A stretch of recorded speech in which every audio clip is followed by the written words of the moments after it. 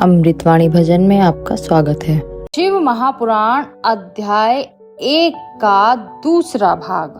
पिछले एपिसोड में आपने जाना कि ब्रह्मा और विष्णु में श्रेष्ठता की होड़ कैसे शिव जी के विराट रूप के सामने निष्फल हुई। आज जानेंगे कि कैसे सृष्टि की रचना हुई, तत्वों की स्थापना कैसे हुई और शिव जी ने धर्म की नींव कैसे रखी। तो अंत तक जरूर जुड़िए, क्योंकि ये ज्ञान आपकी आत्मा को परम शिव से जोड़ देगा। ब्रह्मांड की रचना और शिव की लीला इस प्रकार है कि जब शिव अग्निलिंग के रूप में प्रकट हुए और ब्रह्मा विष्णु को सत्य असत्य का बोध कराया, तब समस्त दिशाओं में दिव्य प्रकाश फैल गया। शिव जी ने अपने भीतर संकल्प किया, अब समय है सृष्टि की रचना का, लेकिन मैं स्वयं सदा निर्गुण निराकार रहूंगा। मुझसे ही होंगे सब गुण, सब रूप, सब तत्व जो ब्रह्मांड की आधारशिला बनेंगे। पंच महाभूत, त्रिगुण, काल और धर्म शिव जी ने अपनी चेतना से सबसे पहले प्रकट किया, जो विष्णु रूप में प्रकट हुआ। उसके पश्चात रजोगुण, जिससे ब्रह्मा का जन्म हुआ। तमोगुण, जिससे रुद्र प्रकट हुए। त्रिगुणमयी माया ही मेरे अधीन है।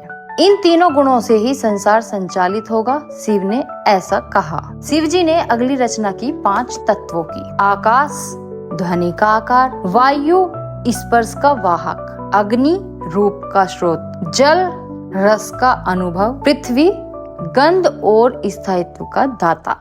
इन 5 महाभूतों से आगे चलकर भौतिक ब्रह्मांड का निर्माण हुआ। आकाश में शब्द गूंजे, ओम नमः शिवाय। शिव जी ने कहा, काल एक अनंत चक्र है, वही जन्म और मृत्यु का कारण बनेगा। उन्होंने दिन रात, ऋतुएं, मास, पक्ष और युग बनाए। दिशाओं की स्थापना हुई, पूर्व, पश्चिम, उत्तर, दक्षिण, ऊर्ध्व और अधो। अब शिव जी ने ब्रह्मा जी को आदेश दिया, हे ब्रह्मा, अब तुम मेरी शक्ति से इस संसार की सृष्टि करो। जीव, वनस्पति, प्राणी, मनुष्य और देवगण उत्पन्न करो। ब्रह्मा जी ने श्रद्धा से प्रणाम किया और सृष्टि रचना में लग गए। उन्होंने मनु और शत्रुपा की उत्पत्ति की, ऋषियों, राक्षसों और देवताओं की रचना की, स्वर्ग लोक, मृत्यु लोक और पाताल लोक की व्यवस्था की। शिव जी बोले, हे विष्णु, जब ब्रह्मा सृष्टि करेगा तब तुम्हारा कार्य क्या होगा? उसका पालन करना होगा, धर्म, न्याय और प्रेम के मार्ग से। विष्णु जी ने प्रणाम किया और कहा, भगवान, मैं सदा धर्म की रक्षा करूंगा और जब जब अधर्म बढ़ेगा मैं अवतार लूंगा। अब शिव जी ने अपने तमोगुण से प्रकट रुद्र से कहा, जब सृष्टि का अनंत काल आए तब तुम उसका श्रृंगार करो, परंतु श्रृंगार क्रोध से नहीं, करुणा से होगा, ताकि नई सृष्टि का जन्म हो सके। रुद्र बोले, नाथ, जब समय आएगा मैं त्रिनेत्र खोलूंगा और तांडव के द्वारा इस माया को मोक्ष की ओर ले जाऊंगा। अब शिव जी ने धर्म की नींव रखी। उन्होंने 4 पुरुषार्थ बताए, धर्म, अर्थ, काम, मोक्ष।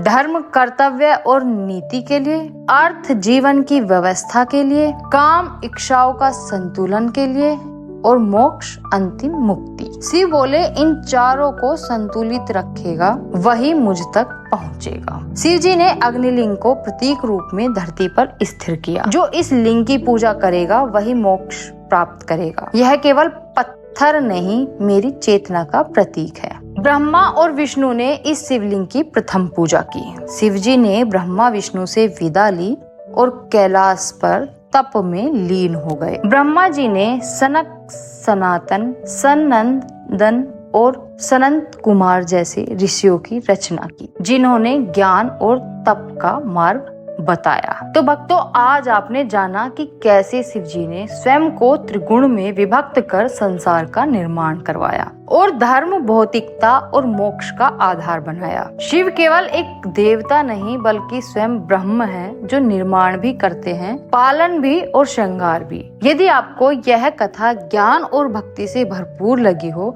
तो इस वीडियो को लाइक करें, शेयर करें और हमारे सब्सक्राइब करना ना भूलें। अगले भाग में जानेंगे शिव और सती की पहली भेंट और तांडव का रहस्य। सब्सक्राइब करें और घंटी बजाएं ताकि अगला भाग आप तक सबसे पहले पहुंचे। ओम नमः शिवाय।